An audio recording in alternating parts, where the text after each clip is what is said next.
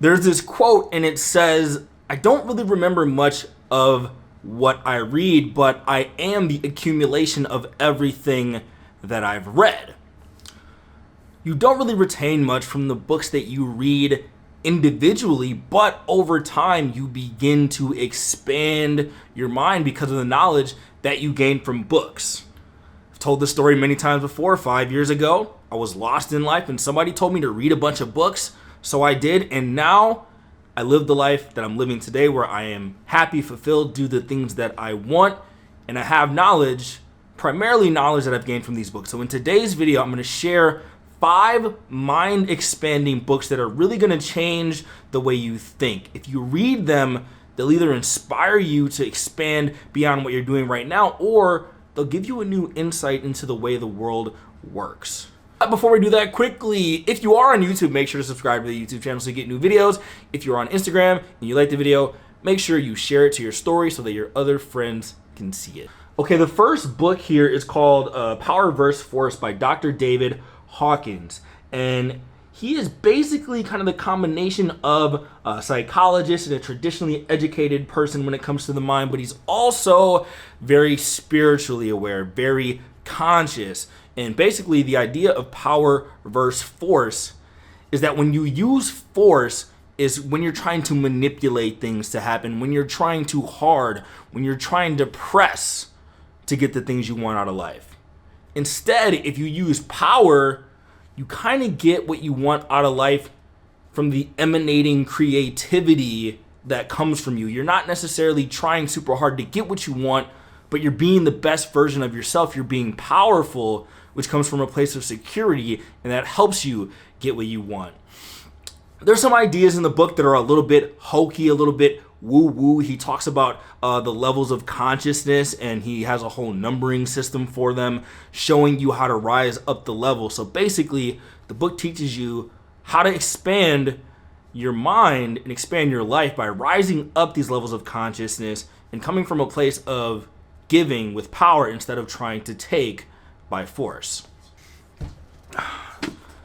This next book is called Where Good Ideas Come From Steven Johnson. And basically, the book is about what the title of the book says. It talks about where good ideas come from, and it goes through a number of different examples, and it talks about some of the things that contribute to good ideas. Don't know why I held that book so long, but talks about things that contribute to good ideas such as collaboration. He even mentions this idea called superlinear scaling and talks about the fact that bigger ideas tend to happen in larger cities because there are more people with whom you can connect. So that's a move for you who live in very small towns. You might want to get out there and collaborate. And he also talks about this very cool idea called the adjacent possible, something that stuck with me for a very long time. And the idea of the adjacent possible is basically anytime you learn something new, you open an additional adjacent door to something else that you can learn, right? So I'm always talking about multidisciplinary learning from different fields. I've learned about business, I've learned about psychology, I've learned about marketing, I've learned about spirituality, I've learned about biology, human nature, pop culture, history, biographies, and I kind of cross all of that knowledge together to where I'm able to add unique insights into my videos, into my writing, and to use those unique insights to live a better life. The next one here, it's a biography of who, now is kind of infamous, the infamous Jeff Bezos, the super uber billionaire who owns Amazon.com. I'm not somebody who worships billionaires or super rich people. We can get into everything about his work practices, but really the story in this book talks about the origins of the company to where it has become today, or at least when the book was written a few years ago. And it basically just talks about his thinking, and love him or hate him, Bezos has a level of thinking that is just beyond what most people would even fathom thinking about. And there's a statement in the book where he says the only things that you should be limited by are quite literally the laws of physics. It tells the story of how the company was built, which it's an amazing story. There's people who talk about the fact that his parents gave him $300,000 to start Amazon. I guarantee you, if someone gave you or me $300,000, we wouldn't have built a company like that. It's still an amazing achievement. It talks about how the company innovated. There was a story in there about how they failed when they tried to launch a new Amazon phone, right? And when asked about the failure, Bezos said, if you think the phone was a flop, just wait for the things that we have in store, which means that he's willing to try new ideas. He's willing to cross the edge. He's willing to fail so that he can be more successful and build a better company. So there are a bunch of mind-expanding insights you can learn from that book. Another biography which you can learn a ton from is the autobiography of Arnold Schwarzenegger. You see this is a very, very thick guy over here. It's quite the book. And what's amazing about it to me is just the totality of Arnold Schwarzenegger's life story. He grew up in Austria. Parents didn't have a whole bunch of money. Came from a military background. He was either in the ROTC or he was in the army, and he learned about this idea of bodybuilding. So he started bodybuilding while he was in the army. He snuck out to go do a lifting competition one time and got caught, and there was this whole mess over that. And he just set his mind to this dream of becoming the world's strongest man, and he did it. And he also basically used that same philosophy of getting big in the gym, and he applied it to every area of your life, or of his life, excuse me. So his basic thesis was that you could treat anything in your life like bodybuilding. If you continue to lift weights, eat protein, and you lift a bunch, you are going to get bigger. You've seen people do it. You can get freakishly big, and you will continue to grow the more reps you put in. He also says that you can use the idea of getting those reps in everywhere else.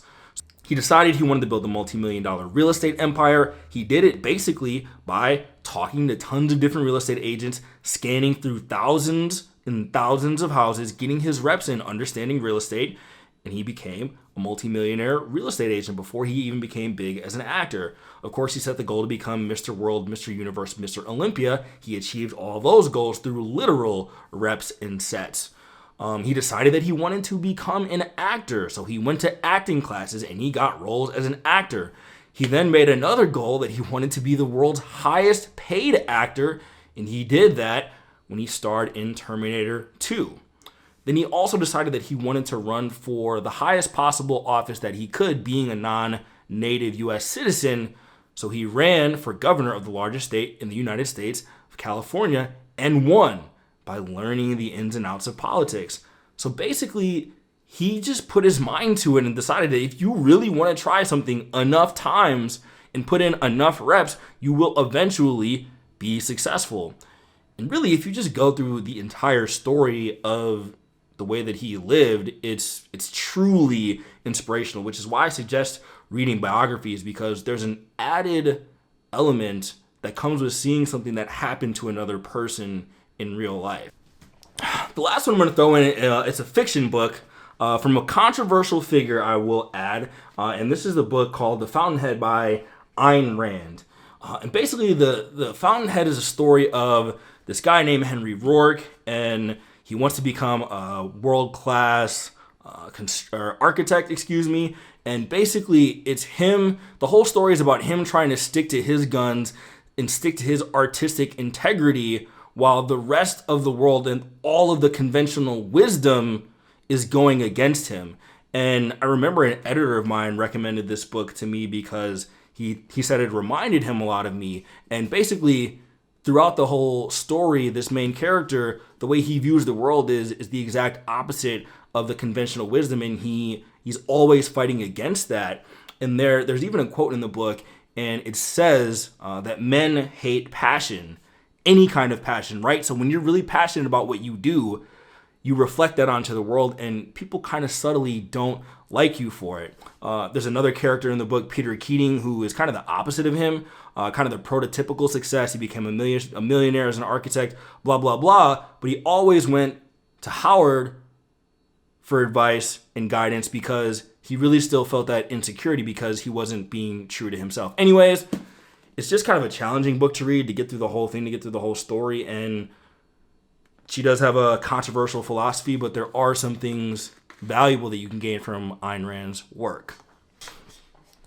So those are some of my favorite books. Make sure if you're on YouTube to check those out in the description below. If you're on Instagram, you're going to have to go Google search and check those out for yourself. Also, while you're doing that, add Real Help and Honest Guide to Self-Improvement to your cart so you can get some mind-expanding insights from this book as well. It's a combination of everything I've learned from all the different resources. So it's like getting all of those books in one.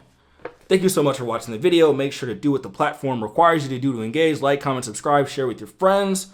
I will see you on the next video.